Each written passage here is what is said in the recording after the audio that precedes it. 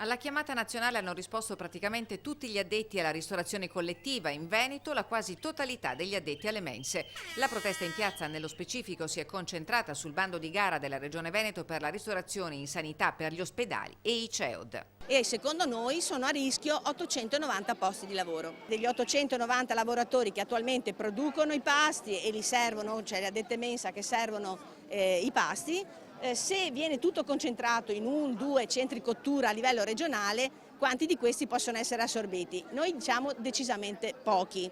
I lavoratori si sono raccolti attorno alle loro sigle sindacali di riferimento per un'unica protesta corale.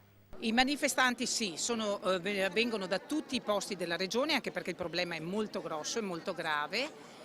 Abbiamo in ballo appunto il rischio di perdere molti posti di lavoro negli ospedali. Noi chiediamo alla Regione che in regime di autotutela riveda il capitolato d'appalto per la questione che riguarda la clausola sociale e la garanzia di riassunzione per tutti i lavoratori che adesso lavorano in questo settore. Per quanto riguarda gli ospedali, il sindacato chiede che venga garantito il servizio diretto per scongiurare il pericolo che pezzi di produzione vengano terziarizzati a scapito della forza lavoro attualmente in campo.